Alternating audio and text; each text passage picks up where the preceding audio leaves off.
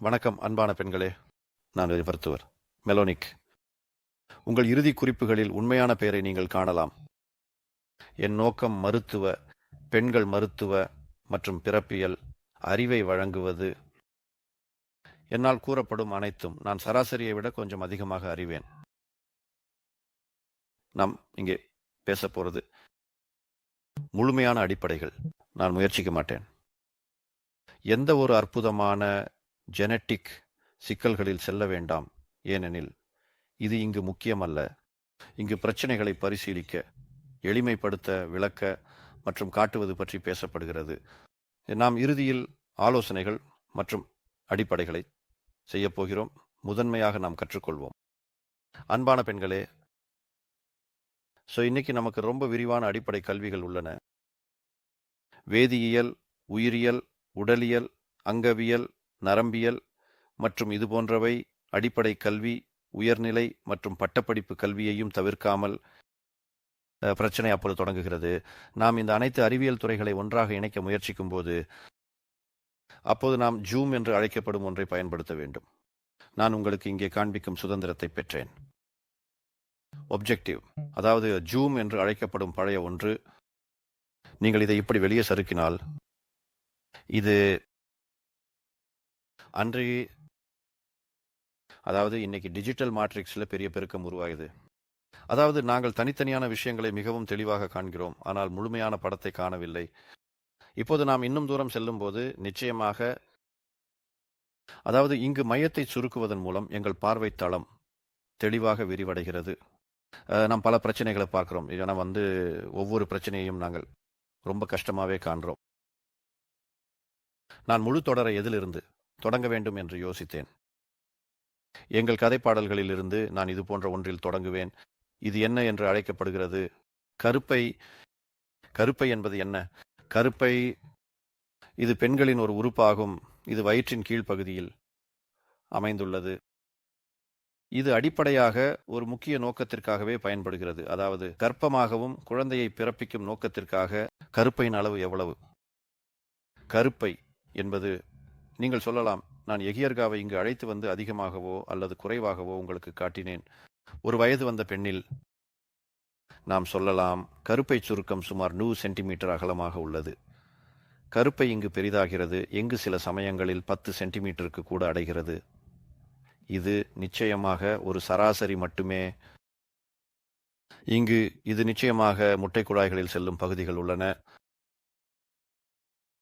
மற்றும் நான் கருப்பையின் உடல், அதாவது நமக்காக தீர்மானிக்கும் முக்கிய தசை, இது கருப்பையின் உடல். இது மிகப்பெரிய மர்மம் மற்றும் உயிரியல் என்ற அழகான விஷயம். இப்படியான உருவத்தில் ஒரு குழந்தை அடங்கும் என்பது. இந்த கருப்பை நாம் சொல்லலாம் 8-10 சென்டிமீட்டர் நீளமுள்ள, 7 சென்டிமீட்டர் அகலமுள்ள, 3-4 சென்டிமீட்டர் தடிமனாக இருக்கும்போது மற்றக்கு பிறகு அந்த குழந்தை எங்கு அளவுக்கு வளர்கிறது? 45 கிலோ இல்லை, அல்லது அதற்கு கூட அதிகமாக இருக்கலாம். ஆனால் 45 கிலோவுக்கு மேல் குழந்தையை பிறப்பிக்கும் பெண்மணியாக இருக்க விரும்பவில்லை.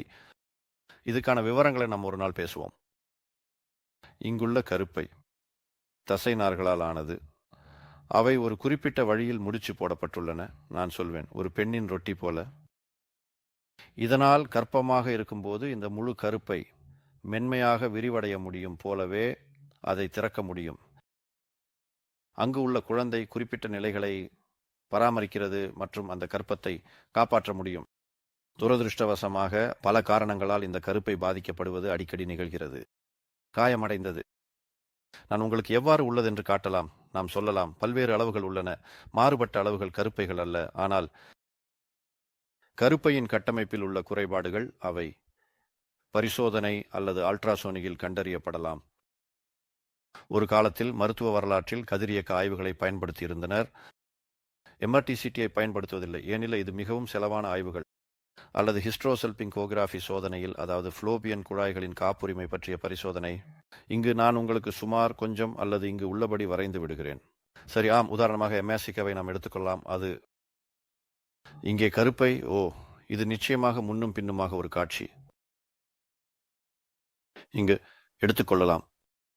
இது மெதுவாக சரியாகி வருகிறது. பகிர்வை மறைக்கிறது. இது ஒரு பகிர்வு. அப்புறம் இந்த பகிர்வு நிச்சயமாக வேறு எந்த நோயாளியிலும் அது இங்கே அதிகமாக வெளிப்பட்டு மேலும் மேலும் நிரப்பப்படலாம். இது இங்கே அளவு குறைவதற்கு காரணமாகிறது. கருப்பை குழியில அது முழுமையாக கிட்டத்தட்ட 2 உருவாவதற்கு வழிவகுக்கும் வரை கருப்பை குழிகள் இப்போது குழந்தையின் வளர்ச்சி மிகவும் கடினமாக உள்ளது. அதனால் இவை பலவிதமானவை உருவங்கள். நிச்சயமாக மற்றொரு வகை கருப்பை உள்ளது. அது உண்மையில் கட்டமைக்கப்பட்டுள்ளது. கிட்டத்தட்ட 2 கருப்பைகளிலிருந்து மற்றும் நிச்சயமாக அதனுடன் தொடர்புடைய தசைகள். தயவு செய்து கவனிக்கவும். இங்கே சுமார் ஒரு மடிப்பு உள்ளது. நாம் இங்கு உள்ள இடத்தை பற்றி பேசுகிறோம். இங்கு உள்ளபடி இங்கே கர்ப்பிணி பிணையிலும் மடிப்பு உள்ளது.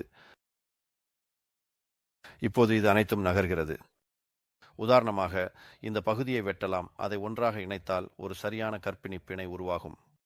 இந்த சந்தர்ப்பத்தில் அந்த பகுதியை வெட்ட வேண்டும், முழுமையாக வெட்ட வேண்டும். நிச்சயமாக ஒரு நோயும் உள்ளது. எடுத்துக்காட்டாக கருப்பையின் ஒரு பாதி மட்டுமே உருவாகிறது. 2 கருப்பை வாய்களும் இருக்கலாம். இந்த புகைப்படத்தில் ஒரு பக்கத்தில் அல்லது மறுபுறம் மற்றொரு கருப்பை வாயை சேர்ப்பது நன்றாக இருக்கும். எனவே எங்களுக்கு ஒரு கரப்பை மற்றும் 2 கழுத்துகள் இருக்கலாம், அல்லது 2 கரப்பைகள் மற்றும் 2 கழுத்துகள் இருக்கலாம். மிக முக்கியமான பிரச்சனை கருப்பை வாய் தானே. இது இப்படித்தான் நீங்கள் சொல்லலாம். கருப்பையின் கீழ் உள்ள முடிவு இது இங்கு உள்ள கழுத்து சேனலை கொண்டுள்ளது. இதில் கிரந்திகள் உள்ளன. கர்ப்ப காலத்தில் அதை ஒரு கார்க் போல வச்சிருக்கும் அப்படின்னு சொல்லலாம். ஒரு மது பாட்டிலை மது ஊற்றாமல் இருக்க. ஆனால் இதற்கிடையில் சுழற்சியின் கட்டத்திற்கு ஏற்ப இந்த கிரந்திகள் சுழற்சியை உற்பத்தி செய்கின்றன. இது உற்பத்தி செய்யக்கூடியது அல்லது உற்பத்தி செய்ய முடியாதது. எனவே இந்த சளியை இங்கே சேகரிக்கலாம். நான் ஒரு நாள் உனக்கு சொல்றேன். இன்ஸ்லர் சோதனை பற்றி. இது இன்னைக்கு மறந்துச்சு, மறக்கப்பட்ட ஒரு இந்த ஆராய்ச்சி முறை மிகவும் எளிமையானது. முதன்மையாக முற்றிலும் இலவசமாகவே உள்ளது. இதை எப்படி செய்வது என்பதை நீங்கள் அறிவதற்கேற்ப செய்ய வேண்டும். நிச்சயமாக கருப்பை வாய் இன்னும் யோனி சுவர்களுடன் இணைக்கப்பட்டுள்ளது. மேலும் யோனி மிகவும் மெல்லிய உறுப்பு. ஆனால் அதெல்லாம் உடற்கூறியல். எனக்கு எதிர்காலத்தில் இதை உங்களுக்கு விளக்க மற்றும் சரியாக கூறுவதற்காக ஒரு மாதிரியை உருவாக்க முயற்சிக்கிறேன். கருப்பையே ஒரு உறுப்பாக பெண்களில் இது நான் ஏற்கனவே கூறியது போல முக்கியமான இனப்பெருக்க செயல்பாட்டை வழங்குகிறது. ஆனால் இது கூடுதல் சிக்கல்களின் பெரிய மூலமாகவும் இருக்கிறது என்பதை மறக்கக்கூடாது. முதலாவதாக தசையை தவிர கருப்பை வெளிப்புற செரோஷா மற்றும் கருப்பை குழியை வரிசைப்படுத்தும் உள் சளிச்சவ்வை கொண்டுள்ளது. சுழற்சியின் கட்டத்தை பொறுத்து சளிசவ்வு சுழற்சி மாற்றங்களுக்கு உட்படுகிறது. மேலும் அவள் கர்ப்பமாகும் போது மிகவும் ஒல்லியாகவோ அல்லது மிகவும் தடிமனாகவோ இருக்கலாம். உதாரணமாக புற்றுநோய். இதற்கான காரணமாக அந்த முக்கோணம் மிக மோசமான சந்தர்ப்பங்களில் புற்றுநோயாக மாறக்கூடும். சளிசவ்வு அதாவது எண்டோமெட்ரியல் புற்றுநோய் கருப்பை தசையிலேயே. இந்த தசை நார்களை நோயியல் ரீதியாகவும் ஒழுங்கமைக்க முடியும். நான் மேலும் சொல்கிறேன், அவை மிகவும் அடிக்கடி பாதகமாக அமைக்கப்படுகின்றன மற்றும் மசாலைகள் உருவாகின்றன. அல்லது அதுவா உள்ளே உள்ள மசாலை இங்கு கருப்பையின் இடத்தில் அல்லது எல்லையில் அல்லது மசாலையின் உள்ளே அல்லது மசாலையும் முக்கோணமும் எல்லையில் அல்லது உதாரணமாக வெளியில். ரொம்ப அருமையான ஒரு கதாபாத்திரம் தசை மனிதன். இது பழைய கடிகாரத்தில் உள்ள ஒரு துல்லியமான குலுக்கி போல தோன்றுகிறது. அதாவது இது ஒரு மென்மையான கம்பம். ஆனால் இது இங்கு மிகவும் பெரியதாக உள்ளது. மயோமாக்கள் இவை சில மில்லிமீட்டர்கள் அளவுக்கு இருக்கலாம். சராசரியாக 1, 2, 3, 4 சென்டிமீட்டர் அளவுக்கு இருக்கின்றன. 4 சென்டிமீட்டருக்கு மேல் பெரிய நார்த்திசு கட்டிகள் ஏற்கனவே உருவாகத் தொடங்கியுள்ளன. தனிப்பட்ட முறையில் நான் என் வாழ்க்கையில் பார்த்த மிகப்பெரிய தசை மனிதன். ஒரு காலத்தில் மசில்மேனுக்கு ஒரு விட்டம் இருந்தது.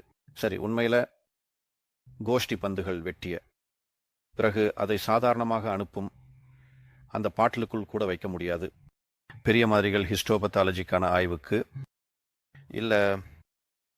மற்றும் அந்த மசாலை எனக்கு நினைவில் இருக்கிறது போல சுமார் 15 கிலோ எடை உள்ளது. எனவே தசை மற்றும் சளி சவ்வு தொடர்பான இந்த நோய்க்குறியல் ஏற்கனவே நம்மிடம் உள்ளது. இந்த சுருக்கமான பகுதியின் வெளிப்புறம் பற்றி பேசினால் அது சரியாக இல்லை. பல நேரங்களில் நோய்கள் உள்ளன, ஆனால் மிகவும் அடிக்கடி இது கருப்பை கழுத்தையும் பாதிக்கிறது. கருப்பை வாய் இங்கே உள்ளது. இங்கே உள் கனசதுர எபிட்டிலியம் உள்ளது. எபிட்டிலியத்திற்குள் செல்லும் கனசதுர எபிட்டிலியம் என்ன என்பதையும் நான் விளக்குகிறேன். இங்கு சீரானது இது மற்றும் இதுக்கான மாற்றம் ரொம்ப முக்கியமானது. அங்கு ரொம்ப அடிக்கடி கருப்பை கழுத்தின் புற்றுநோய் உருவாகிறது. இதை பற்றியும் நான் எதிர்காலத்தில் பேசுவேன். இன்னைக்கு முக்கியமான பகுதி இது உங்களுக்கு அளவுகளை காட்டுகிறது. கருப்பை எவ்வளவு பெரியது, இதை எவ்வாறு செய்யலாம். நான் இதை உங்களுக்காகவே வரைய விரும்பினேன், ஏனெனில் நீங்கள் தெரிந்து கொள்ள வேண்டும். ஏனெனில் சில அட்லாஸ் காட்சிகளில் அடிக்கடி பிழைகள் உள்ளன. நான் என் வாழ்நாளில் இங்கு கூறிய அனைத்து கருப்பை கழுத்துக்களையும் பல முறை பார்த்துள்ளேன். எனவே நான் இதை பற்றி விவரிக்கிறேன். என் அன்பான இனிய பெண்களுக்கு கவனத்திற்கு மிகவும் நன்றி. எனக்கு நம்பிக்கை உள்ளது எளிமையாக காட்சிப்படுத்துவது உங்களுக்கு பிடித்திருக்கும். மேலும் எனது சேனலுக்கு குழு சேரவும் மிகவும் நன்றி. சந்திப்போம்.